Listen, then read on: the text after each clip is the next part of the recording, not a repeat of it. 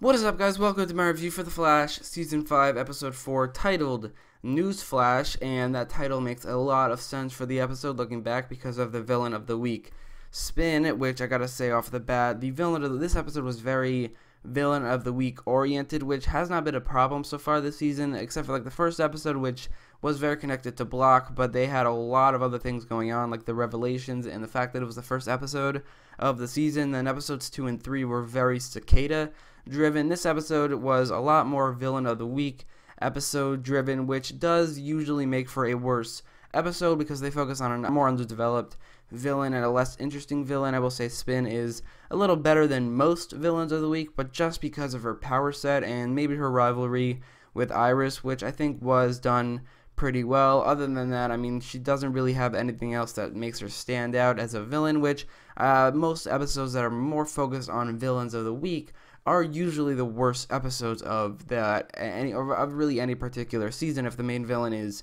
good enough, which in this particular season Cicada seems to be good enough. I'm not saying that every episode should be focused on Cicada, because Cicada will probably get very boring, and the next episode, going off the trailer, seems to be having a different type of villain of the week that could turn out to be a good villain of the week. But in this episode, the villain of the week just feels like, a villain of the week. She doesn't feel like really much of a villain, just a villain of the week that they have to take down.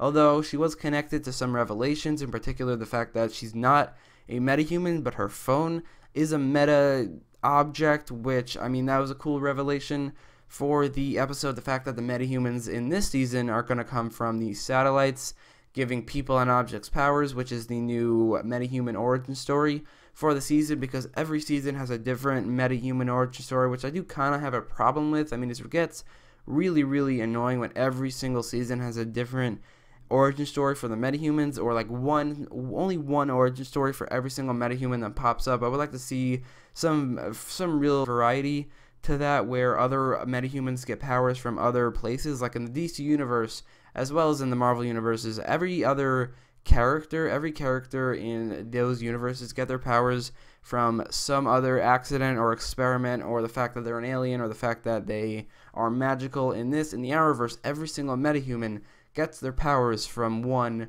place or the other, and it is very annoying. In this season, like in the first season, it was the particle accelerator. Second season, it was the Earth 2 particle accelerator. Third season, it was the Flashpoint husks with Dr. Alchemy. The fourth season, it was the Speed Force with the Thinker and the Bus metas. And in this season, it seems to be the satellite. Now they're doing something different by giving objects superpowers, which is a little weird, but I do like that they're doing something different. But it would have been cool for every villain to get their powers, or for some villains to get their powers from some place separate from every origin story of the season. And it would have been cool to see that with these characters in particular. It's 5 seasons in, they should try something different instead of just giving one origin story for every single main villain, or every single villain of the week for that season. That being said, I do kind of like the fact that they're doing something different with the meta objects, like Cicada's dagger is a meta object. I do like that. He is a metahuman in and of itself, like he has super strength, but I just realized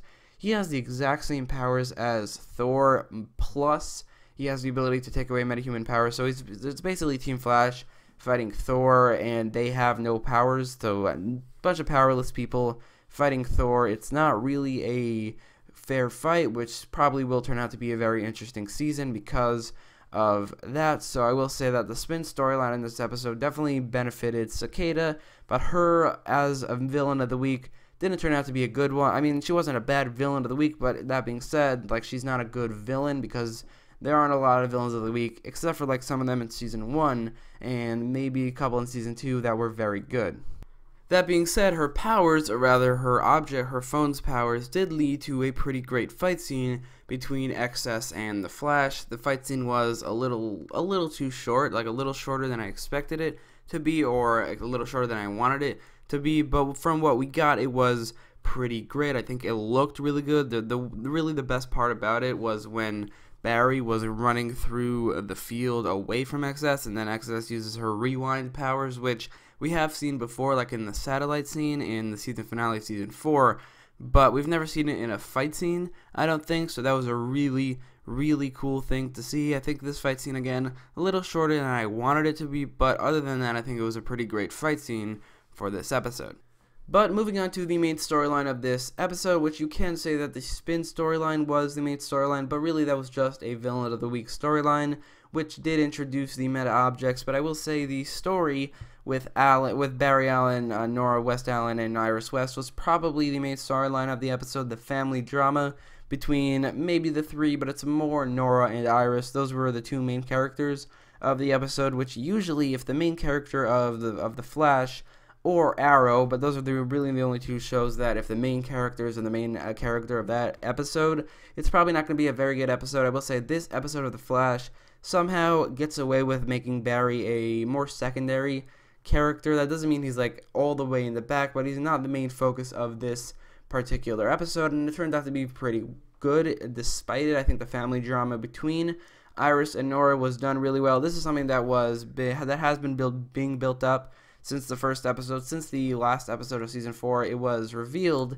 in an interview or something that Nora will have some sort of resentment towards Iris West. In the first 3 episodes, all we saw is that she didn't really want to spend time with Iris because Iris is around in the future and she wants to spend time with Barry. But we obviously knew that something was being built up towards in this episode, and then it was revealed in this episode what Iris did. And I will say, it wasn't really all too bad what she did. I will not say that Nora's reaction was unfounded, just probably because she doesn't understand. I mean, she has every right to be angry, but what Iris did wasn't as bad as what we were being told, and how the episode is reacting to it, making Iris look kind of like a bad person, or making Nora hate Iris. I mean, I wouldn't say it would ruin their relationship. So basically what she did, I mean, you obviously know this if you've seen the episode, but what she did was she suppressed Nora's metahuman abilities for her childhood and probably her adulthood as well, until Nora found out about it and got rid of it. Which, first of all, I do like the fact that they revealed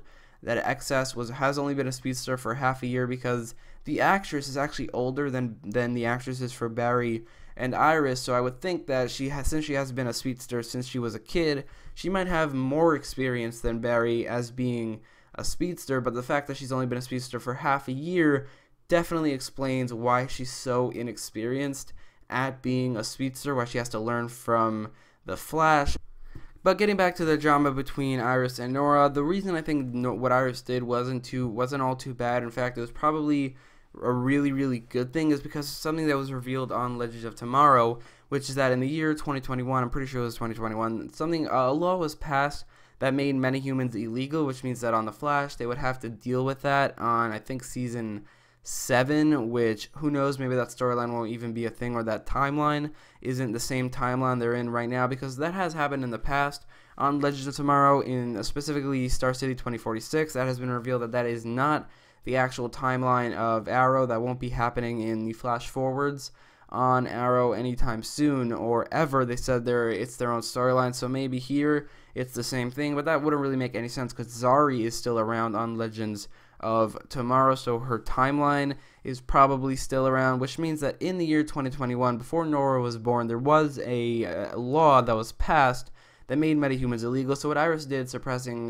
Nora's powers, it made complete sense, and it wasn't a bad thing to do. In fact, it was a good thing to do on Iris's part. That being said, that doesn't mean the drama between the two was unfounded, and that actually turned out to be pretty good in this episode, which is strange because if you've seen any of my reviews on any Arrowverse episode or anything like that, I really don't like the drama usually in the Arrowverse shows in CW in general, which is, it's like the thing they do the most. The thing they're most known for, the most infamous thing they do, is too much drama, and really bad drama for the most part. But in this episode, I will say it turned out to be pretty good. So moving on to the side storyline with Ralph and Sherlock Wells in this episode, I thought it was pretty good. I mean, it definitely did reveal a lot about Cicada, which I definitely liked. I like exploring Ralph's detective side. That Sherlock Wells is a surprisingly good character in this storyline, and hopefully in the entire season and the show in general. Hopefully he doesn't really get killed off or replaced, because these Wellses do get killed off and replaced quite a lot, and I hope they don't do that with Sherlock, because then it would just feel so repetitive and pointless. And I mean, it already does at this point, but Sherlock Wells I feel like could be the final Wells on the show, because at this point he isn't that bad. I think Ralph in the storyline also pretty great. The storyline in general, the side plot of this episode, definitely done pretty well. So in conclusion, this episode was definitely probably the worst episode of the season so far. That's not saying much because the season has been pretty great so far in my opinion, but there were a lot of things in this episode that I didn't really love, but there were also a lot of things that I did like a lot. In particular, the things that I didn't really like is the fact that this is a very villain of the week oriented episode, and then I did like the fact that the Allen family drama was done really well. The Sherlock Wells and Ralph Dibny side plot was pretty great, and the fight scene between XS and the Flash was awesome. One other thing is that Cisco actually did not appear in this episode at all. This might be the first episode of The Flash ever that he did not appear in. I'm not actually sure about that. Let me know in the comments down below if that is true. But anyway, I'll give this episode an 8.5 out of 10. But let me know what you thought about the episode in the comments down below. And if you like this video, don't forget to leave a like, share, and subscribe. And thanks for watching.